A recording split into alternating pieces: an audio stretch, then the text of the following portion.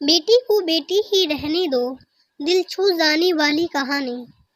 Mister Rajendra Sharma पिछले 5 सालों से अपने बड़े से मकान में अपनी बेटी के साथ हंसी खुशी रह रहे थे। उनकी उम्र अब 60 को पार कर चुकी थी और बेटी प्रिया अब 28 की होने को थी। उम्र को ध्यान में रखते हुए बेटी ने उनका सारा कामकाज अपने कंधों पर ले लिया था। प्रिया अपने हर काम में बहुत अच्छी थी, जितनी अच्छी से वो अपने पापा, घर और उनके कारोबार का ध्यान रखती थी, कोई और शायद ही रख पाता। अगर राजेंद्र जी को कोई बेटा होता तो वह भी नहीं। इन बाप बेटी का रिश्ता बहुत ही प्यारा था।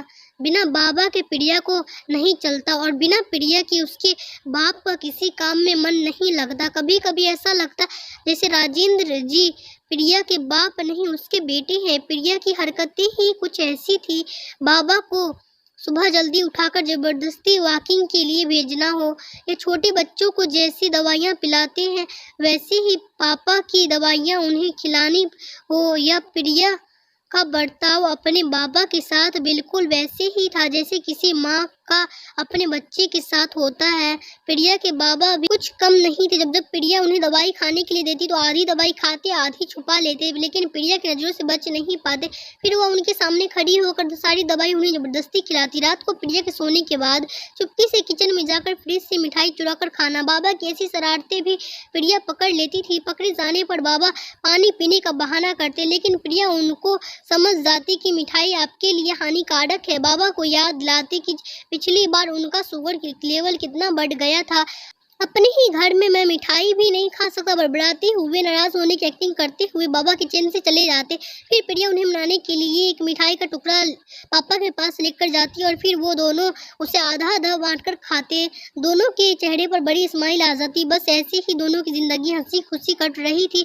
उनका घर बहुत बड़ा था, उसमें कई कमरे थे, इसलिए उन्होंने सोचा कि एक किराएदार रख लिया जाए, पैसों के लिए नहीं। लेकिन प्रिया के ऑफिस जाने के बाद अकेले रह रहे राजेंद्र को थोड़ा सा ही सही किसी का साथ मिल जाए, इसलिए जल्दी से किराएदार फाइनल हो गया। उनका नाम अमर सिंह था। उम्र उनकी 50 से 51 की होगी। एग्रीमेंट पेपर बनाने के दौरान पहली बार वह राजेंद्र जी और प्रिया से मिले। उन्हें दोनों से मिलकर काफी अच्छा लगा और अब अमर सिंह अपनी बीबी के साथ राजेंद्र जी के घर पर किराएदार के तौर पर रहने लगे। थोड़े ही दिन बीते थे, लेकिन अमर सिंह राजेंद्र जी से अच्छी तरह घुल मिल गए थे। वह दोनों सुबह सुबह साथ में वॉकिंग के लिए जाया करते थे, कभी वह अमर सिंह के साथ तो कभी अमर सिंह और उनकी बीवी प्रिया और राजेंद्र जी के साथ डिनर किया करते थे। एक सुबह जॉगिंग के दौरान अमर सिंह ने कहा कि आप और प्रिया अकेले ही रहते हैं, आपको तो काफी कुछ मैनेज करना पड़ता होगा, आप कैसे इस सब अच्छे से संभाल लेते हैं। हाँ जी, मैनेज क्या करना, मेरी होशियार बेटी के लिए सब कुछ नहीं है। प्रिया सब इतने अच्छे से संभाल लेती है कि मुझे किसी बात की कोई चिंता नहीं है। राजेंद्र जी ने मुस्कुराते हुए कहा, हाँ वह तो ठीक है, लेकिन जब प्रिया ससुराल चली जाएगी तब आपके लिए सब मैनेज करना बड़ी मुश्किल हो जाएगा। आपका कोई बेटा भी तो नहीं है और आप अकेले ही इतने बड़े घर में रहते हैं। अमर सिंह ने अपना विचार बताते हुए कहा। राजेंद्र जी के चेहरे के हाव भाव बदल गए। वह अमर सिंह से कुछ कहना चाहते थे लेकिन नहीं कहा और बात बदलने के लिए उनसे पूछा, खैर वो सब जाने दीजिए, आपके कितने बच्चे हैं। अमर सिंह छाती चौड़ी करते हुए कहा, मेरे 2 बच्चे हैं, दोनों ही लड़के हैं और दोनों ही अमेरिका में रहते हैं। राजेंद्र जी को लगा जैसे अमर सिंह ने उन्हें ताना मार रहे हैं, लेकिन फिर भी उन्होंने कुछ नहीं कहा और जॉगिंग करके अपने घर लौट आए। कुछ दिन बीते। राजेंद्र जी ने अमर सिंह को अपने साथ खाने के लिए बुलाया, क्योंकि अमर सिंह की पत्नी किसी काम से बाहर गई थी और वे अकेले थे। अमर सिंह राजेंद्र जी के और प्रिया डाइनिंग टेबल पर बैठकर खाना खा रहे थे। पहला नेवाला खाते ही अमर सिंह ने खाने की तारीफ करते हुए कहा, प्रिया बेटा तुमने बहुत अच्छा खाना बनाया है। राजेंद्र जी ने गर्व महसूस करते हुए कहा, हाँ मेरी बेटी बहुत अच्छा खाना बनाती है। अमर सिंह जी बोल पड़े, तो अच्छी बात है,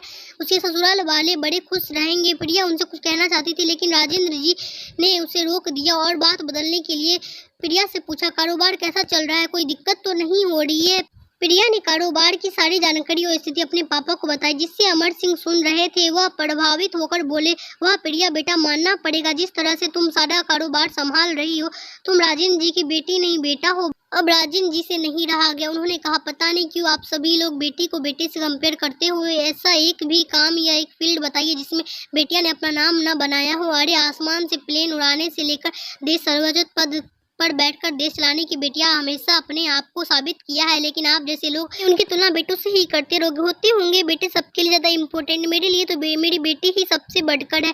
और मैं यह फ़ख्र से कहता हूँ, जो मेरी बेटी ने मेरे लिए किया है, जितना प्यार मुझे दिया है, उतना दुनिया का कोई भी बेटा नहीं दे सकता। चलिए मैं आपसे यह पूछता हूँ, आपके 2 बेटे हैं ना, बताइए वो साल में आपसे कितने बार मिलने आते हैं? अमर सिंह जी, दुनिया बदल चुकी है, आप भी बदल जाइए। बेटी को बेटी ही रहने दीजिए, उसे बेटा बनाने की कोशिश मत कीजिए। दोस्त, इतनी सुंदर कहानी का छोटा सा सारांश आपको बताते चलूं कि आप जब भी किसी बेटी का सम्मान करेंगे तो एक बेटी की ही तरह करना। ऐसा कभी मत कहना कि तुम बेटी नहीं बेटा हो।